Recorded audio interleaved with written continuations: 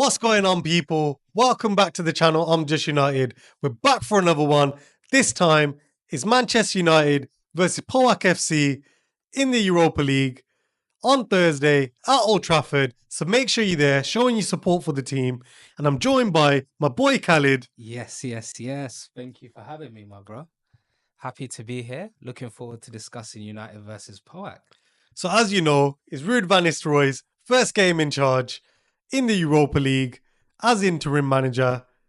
We've got someone coming in next week. That's it. Let's see how he'll do. I'm excited for that, bro. I'm excited. Genuinely because of the tactics. You know, he's coming in from a different league. I'm excited about the tactics that he's been really successful. We'll see what he can do. I'm hoping Ruud Amorim can come into a team where, you know, we've got a couple of wins under our belt, so it's not so difficult for him to come in. But yeah, before I get into what I want to talk about, don't forget to hit that like, share, and subscribe button. Leave your comments down below if you think Manchester United are going to win this game. If you think Ruud van Nistelrooy is going to change the starting lineup, let us know your thoughts and leave them down below. Yes, sir. I want to talk about how we've not had any wins in the Europa League so far. We've come so close yet so far. It's a bit shocking, to be honest. I feel like we've had one of those games where we've scored first and then sadly conceded. Maybe not even been as clinical enough as we could have. You know, the mentality of our attack, but hopefully we can change that.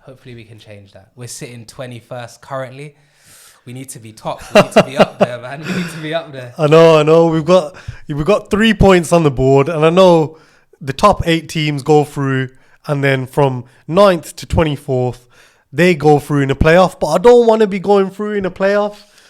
You know what I mean? We've got 3 points on the board. We should be beating these teams that we come up against, and obviously Ten Hag couldn't get it right. I'm hoping now Ruud can come in with his knowledge of playing for Man United up front, and, you know, he can actually influence the team, because it looked like Ten Hag wasn't really getting anything out of this team. I agree with you. I think it can be controversial with him. We had a lot of games where I liked the guy, but I think we just weren't getting the results, you know, that we should have. And it was just excuse after excuse, to be honest. I feel like sadly... What, so you think he was making excuses? Sadly, yeah. I think, honestly, after a while, I did want him gone. I'll be real. Like, I did want him gone, sadly. But now it leaves a chance for, you know, Ruud is doing his thing. I'll be real. You know, I love Ruud. Legend of the club. Different tactics. We saw how United and Leicester went down. Banged in some goals. The mentality of our attack was brazy, to be real. So let's see what we can do. Yeah, so obviously talking of attack, the other person I want to talk about, as you guys can probably see, is Marcus Rashford. He looks like he's getting back to his old self. Yes, it's not 2 seasons ago where he's just running at players and scoring goals, getting assists, but it looks like he's starting to get back to his level. We've seen in the Chelsea game where he just, you know, he split Cucurella and he just took him out of the game, sent him packing. And, you know, I just hope now he can kick on a little bit. I think it's going to be a big game for Marcus, because, you know, he scored in the last game in the Europa League, and I'm hoping now this is where, in these games where, you know, there's not that much pressure, it's not as tough as the Premier League, you can finally find some form and you get scoring. Yeah, 100%. I feel like he's our star boy. Let's be real. Everyone still remembers, you know, he's always been a great attack for us no matter what. He has gotten a lot of stick, and I'll be real, there were times where I was looking at the TV so annoyed, shouting at him. But what I will say is that I'll always still remain loyal to him, because let's not forget the days that we needed him. He performed for us, and we put a lot. No, I 100% agree on that. I think much like we put the responsibility on Bruno's shoulders, I think we do the same for Rashford. So let's just get behind him and let's see that positive mentality come back, because it does look like it is coming back slowly. So I look forward to seeing him banging some more goals. Okay, so I hope he's in your predicted lineup. We'll start with yours. Yes, for sure. So yeah, just tell me a little bit about your team and what are your thoughts going into this game. Of course. Let's be real. I'm not going to change our keeper. You know, Onana is risky, but he's still the one I'll take over everything. Bayern looked a bit shaky against Leicester, didn't he? A couple of times. He did, but I'll be real. I like Bayern. He made a couple great saves as well. I would say definitely though, with the experience, I will always still pick Onana. Let's even get into the defense. I'll definitely keep the defenders we've had there. You know, we've had De Ligt there, we've had Martinez there. I'm gonna keep them for sure. Dalot has always. He can be a little bit shaky at times, but I'll still put him there because his mentality in attack is still quite good. And let's start with Ahmad. He needs to be there. He's underrated.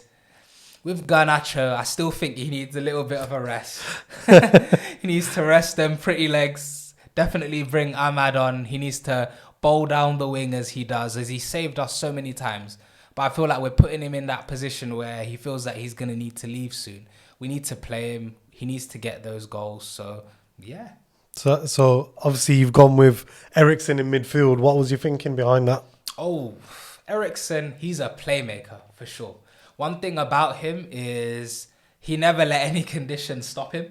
One thing I will say is I'll always rate his mentality, his experience, and his playmaking. I think he links up really, really well with a lot of the other players across the pitch.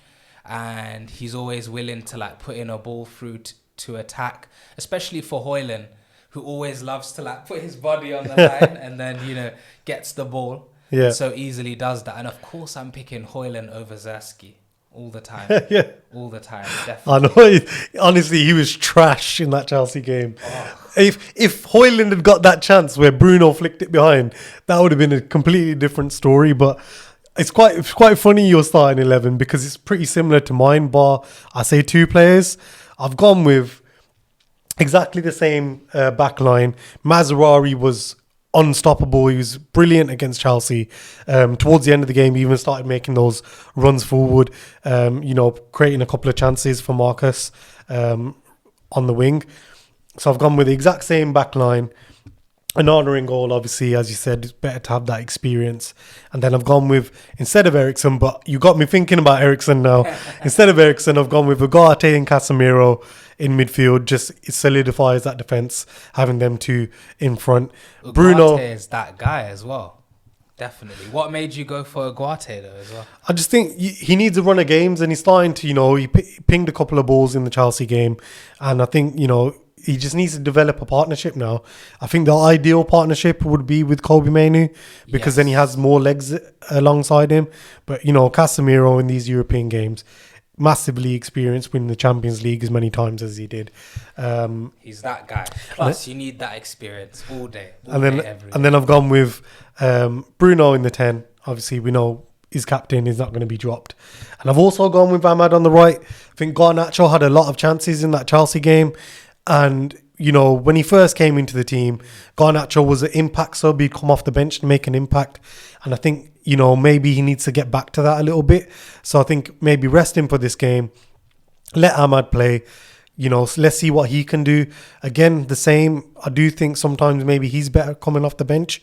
But after that performance against Chelsea, I think Garnacho needs to be dropped. Yes, he got some chances, but you need to put him away. And if you're not putting him away, then somebody else needs to come in and take his spot. Yeah. I feel like look, I love Garnacho. Young, he needs a bit more experience. I still think he's going to get as many games as he can.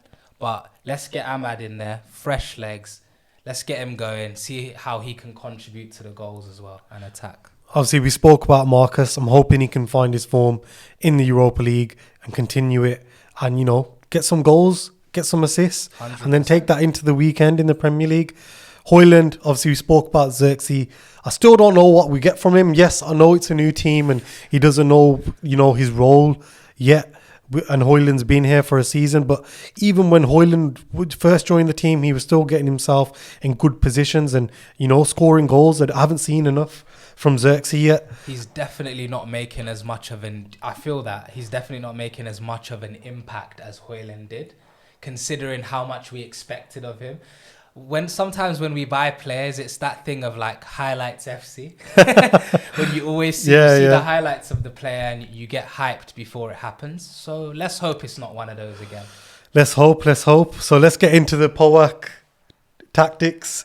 You know, they've got a few players which we know from the Premier League. Dejan Lovren being one of them. Of course, ex-Liverpool player. I haven't got him in this starting lineup just because, you know, I've looked at their teams and their backline varied a lot. The whole team varied a lot. They've got a lot of options, but this is based off their last Europa League game. And I've made one change in strike. Because, you know, I think this is how they would line up. They like to line up in a 4-2-3-1, very attacking. As I said, they've got a lot of options. They've got an ex-player in showdown from there the. we go. We got some speed there. You know, we've got some strength. We've got a young player as well. So let's hope that doesn't come back to haunt us. You know, I hope not. He's in the starting lineup for me because I think, you know, there's a few players in there which have been performing better, and I've looked over the last few games that they've been playing. Lost 2 games and drawn 1. They're only on 1 point. They're currently sitting 30th in the Europa League table on 1 point, so we should be able to beat them. Come on, that should be an easy win for us. And even with the way, I think it's really interesting the way you spoke about what their kind of tactics will be. Measured against us, majority of the time we are playing that 4-5-1. So we'll see how that goes with it. We've got that midfield kind of defense a little bit heavy. Let's see if it let's see what we do. So 3 players I think we should look out for. They're now on your screen. They're 2 wingers and their striker. They've been informed. They've been scoring goals. And as I said, Shola might be coming off the bench to come on against his former team and maybe try and bag a goal. But these are the 3 players I think we should definitely look out for. Their midfielder in Konstantilias, I think that he's going to be a major player that we're going to look out for as well. We're going to get into our predictions now for the game. So, I'm not going to lie. As I said before, it should be an easy game where we're smacking it out of the park. So I'm just going to say this straight. I'm thinking 4-0 right off the bat. 4-0. That's a big win. Okay, 4-0. I'm going to go with a 3-0 just because I think, you know, I don't know if it'll be that big. We tend to kind of not do well in these games as we've seen in the Europa League so far. And I do hear what you mean. A tad controversial. However, I'm confident because of our score against Leicester. You know, I see it as they're also quite a good attacking team. But the way I see it is we handled that really well. We showed who we are. We showed that we're united, and that's what we need to do going into this game. At the end of the day, they're a small team. So so I think that we should and we've never lost against a Greek team at Old Trafford. So let's keep that going. That was our predictions for the game. That was a preview, and we'll catch you on the next one, guys. See you later. See you guys.